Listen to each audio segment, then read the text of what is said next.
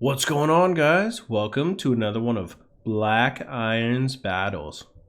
Today we've got a pretty cool Total War Warhammer 2 Rise of the Tomb Kings tournament battle for you. Okay, sorry, it's not a tournament. It was a best of 5 up on Turn's channel. So it's just a mini playoff, mini head-to-head, and it is between me and ProfPwn of Turn's channel fame.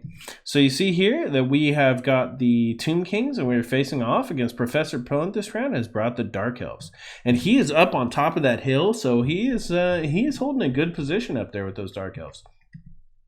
You see I'm down here with my my Tomb Kings, and also I want to let you guys know that I am trying to see if we can upload this in 1440p 2K resolution. I'm not sure how it's going to look, but I am testing it out since I am playing now in 2K. I figured I'd record and see how it turns out. So let me know if you guys are able to watch it, and if it turns out okay, or if I need to dial some stuff in, please let me know. So we do have the Tomb Kings here. You can see we've got just a bunch of skeleton spearmen right in the front, and the rest of it is pretty much just a nasty Tomb Guard army. So you see here we've got the Kepler Guard. Those are pretty much an always include for me. You can see them in here with those dual swords. They regenerate. They've got anti-infantry. They have magic attacks. They're just really awesome addition to the Tomb Kings roster in almost any build. Besides that, we've got some regular Tomb Guard here. So they do have silver shields, so some of those arrows coming from the Dark Elves, you know, they've got a lot of armor-piercing arrows. Hopefully these Tomb Guard shields will just soak them up, as well as some of these silver shields on these skeleton spearmen as well. Here on the flank, we do have one Tomb Guard with halberds, just for his anti-large, so if we do get a chance to, you know, try to catch Malekith or something like that, we'll be able to take him down and put a hurting on him. Over here on the right flank, we do have some Nakaran horsemen. And in the back, we've got one more skeleton spearman, which is guarding my 2 groups of Ushapti Greatbows, the Chosen of the Gods and the regular Ushapti Greatbow. Now, these Chosen of the Gods are the awesome regiment right now, and you can see here they've got anti-infantry. They have those splitting arrow attacks, which will you know, come in and just do a major amount of damage to almost anything they attack. Over here for ProfPwn's Dark Elves, you can see up on top he does have Malekith, and he's got him on top of that nasty dragon. Man, he is ready to go. He is got Gaze of Malice. You can see he's got Chill Wind, Power of Darkness. He's got he's got the breath there. He is just ready to do some major damage. And around, he causes fear, he causes terror, and he's got Spiteful Conjuration, which means whenever he does cast, it does reduce the armor of people and a pretty good AoE aura around him. For his front line, ProfPwn has a bunch of Black Guard and Corsairs with 80 armor, and they've got 36 melee attacks. So these guys will get in there. They're like the Savage Orcs, if you want to think of it. I mean, they do have better armor, but they've got high attack, low defense, and they'll get in there, do some work, but they're not going to last forever. But in the back, he does have some units that'll last forever. 2 groups of the Black Guard and Corsairs, and I assume he was expecting some heavy constructs. But I probably didn't even mention it. The only construct I brought was Settra the Imperishable on top of his Khemrian Warsphinx over here. And then we also have his Tomb Prince, and that is really the Tomb Prince. I always bring him to have that Guardian ability for 22% physical resistance. He's also got the Blade of Settra, so he can put that debuff on enemy heroes. Tomb Strike, so he can cause some terror and increases his attack. I mean, he can put some major work down, and he increases the lifespan of Settra just by being nearby and giving this Guardian. Settra has Wrath of Tra, he's got Nerus, and he's got Zaf. So these are the 2 spells we want to be using those as much as possible. We got the Crown of Nakara to add some armor piercing and weapon damage to everyone, and a huge aura around him. Look at that Crown of Nakara. Look how big that aura is. So he is just awesome here in the front. And the Restless Dead actually does cause a little bit of healing for 7 seconds. So if you spam these two cheap spells, you know, you can get a lot of healing off. Not a lot, but every little bit adds up. So now that we've talked about the lords over there that I forgot, we can see that besides the Black Guard and Corsairs, in the back he does have some shades with great swords, and I assume that is just in case you know, they need to get in there and fight once they're out of ammo. They'll be able to get in there and chop apart you know, anything they can. Probably that armor piercing. I mean, if constructs got in the back line, they'd be able to fight for themselves against some constructs for sure. Here in the middle, you can see he does have 1 group of leveled up Witch Elves. So with that, they do get some pretty good bonuses there with the +3 chevrons, and it's mostly though this murderous mastery, the fact that they cause fear. They'll do some. Oh no, sorry. It's the yeah. Actually, it's frenzy. They've got frenzy.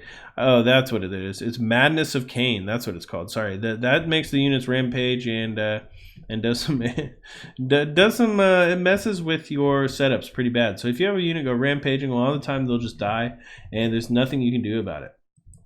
But before I talk too much about skills that I don't remember the name of, let's go ahead and get this battle started. And already you can see we're getting some pretty big shots off on those Black Guard and Corsairs, which is not where we really plan to be shooting. So hopefully we've got that auto fire off now, and we can go ahead and aim our bows at Malekith. So look at that. You can see we've got some shots coming at Malekith, and that is going to do some heavy damage.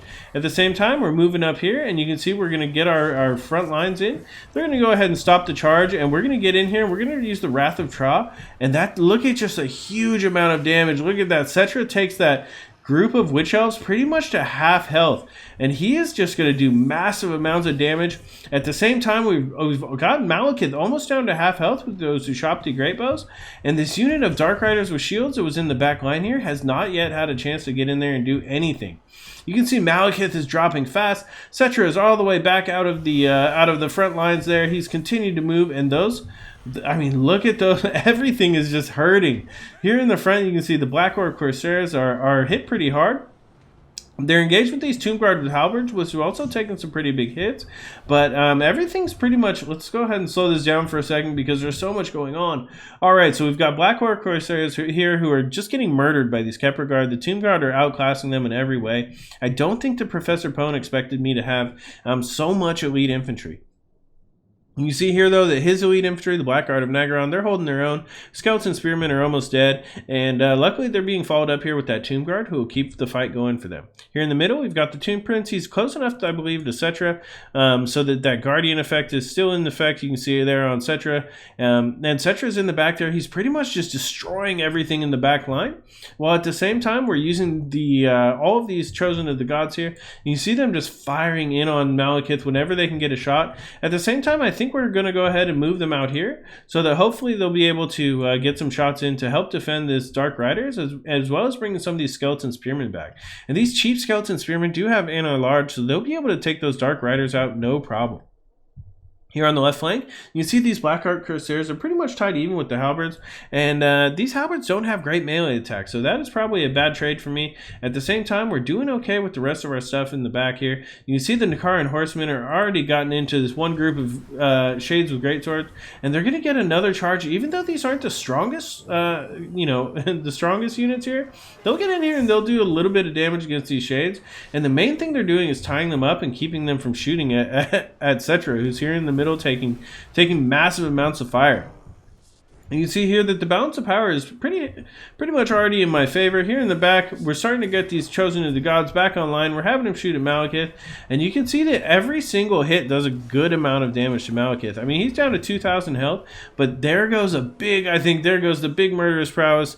Those Dark Elf units will be doing some pretty good damage at this point. At the same time, to counter it is the Realm of Souls. So we have actually broken off these Dark Riders. We are getting the healing from these Realm of Souls. And you can see that Settra the Imperishable is right here in the middle. Still got that 22% damage resistance, and he is just bashing through every unit he can find. Look at that unit of Khemri and Warsphinx just bounding through everyone. Just right into the back there. Turn around and bound right back through. Here in the main lines, you can see we've pretty much got both of our groups of Ushapti back online. You can see there, Malekith is starting to take some heavy arrow fire. He's pretty much dead. I mean, he's got 1,000 health. There's a big noxious breath right on top of Settra. Settra's surrounded by Black Guard. He's surrounded by Witch Elves, but he is still fighting it out. Now, he is rampaging at this point, but at the same time, Malekith is dropping in here with almost no health, and you can see that Settra is just going to start doing massive hits on Malekith as well. You can see the Ushapti Great Bow still firing in there.